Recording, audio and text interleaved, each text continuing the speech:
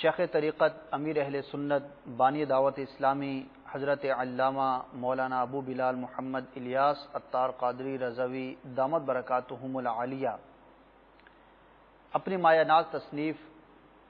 غیبت کی تباہ کاریاں، جو کہ غیبت کے موضوع پر ایک اچھوتی تحریر ہے، صفحہ 25 پر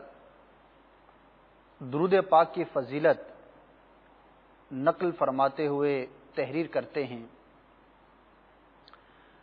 حضرت علامہ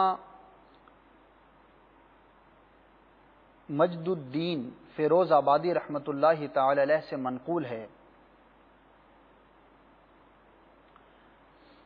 جب کسی مجلس میں یعنی لوگوں میں بیٹھو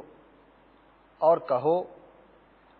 بسم اللہ الرحمن الرحیم وصلی اللہ علی محمد، تو اللہ عز و جل تم پر ایک فرشتہ مقرر فرما دے گا جو تم کو غیبت سے باز رکھے گا، اور جب مجلس سے اٹھو تو کہو بسم اللہ الرحمن الرحیم وصلی اللہ علی محمد، تو فرشتہ لوگوں کو تمہاری غیبت کرنے سے باز رکھے گا۔ صلو علی الحبیب صلی اللہ تعالی علی محمد۔ تو میرے پیارے اور میٹھے اسلامی بھائیوں، دیکھا آپ نے درود پاک پڑھنے کے کتنے فضائل ہیں کہ غیبت جو کہ کبیرہ گناہ ہے، اس میں پڑھنے سے حفاظت ہو جائے گی، نہ صرف اپنی حفاظت ہوگی بلکہ دوسرے لوگ ہماری غیبت کرنے سے بھی محفوظ رہیں گے۔ تو یہ وظیفہ ہے بسم اللہ الرحمن الرحیم وصلی اللہ علی محمد، اسے یاد رکھیے،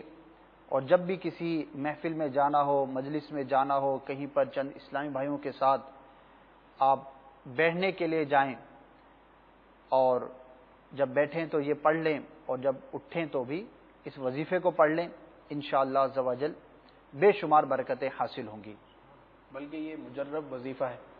مجرب یعنی آزمودہ، اس پر عمل کیا، جن لوگوں نے عمل کیا ان کو اس سے فائدہ بھی حاصل ہوا۔ شیخ طریقت امیر اہل سنت ایک بار مدنی مذاکرہ فرما رہے تھے، اور اس میں ایک ایسی کال آئی، اس نے بتایا کہ ہمارے یہاں غیبتوں کا اور لوگوں کی برائیاں کرنے کا بڑا معمول تھا، مگر یہ وظیفہ جب سے ہم نے سنا اور اس پر عمل کیا تو الحمدللہ ہمارے گھر سے اور ہمارے دفتر سے غیبت کی جو برائی تھی وہ آہستہ آہستہ ختم ہوتی چلی گئی، اور الحمدللہ اب کوئی کسی کی غیبت نہیں کرتا۔ ماشاءاللہ۔ تو یہ وہ وظیفہ ہے کہ اس پر عمل کر کر اسی دور میں، کوئی بہت پرانے دور کی بھی بات نہیں ہے، بلکہ ہمارے ہی کلچر میں جہاں غیبت اتنی عام ہے، ایک دوسرے کی آبرو ریزی اور ایک دوسرے کی برائی کرنا اتنا عام ہے، وہاں ایک شخص نے ایسا کیا، بلکہ اس سے زیادہ بھی بہت سارے لوگوں نے ایسا کیا ہوگا، ہمیں ایک کی خبر ملی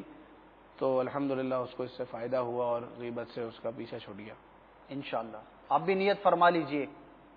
بسم اللہ الرحمن الرحیم وصلی اللہ علی محمد، اس کے پڑھنے کی عادت بنا لیجئے۔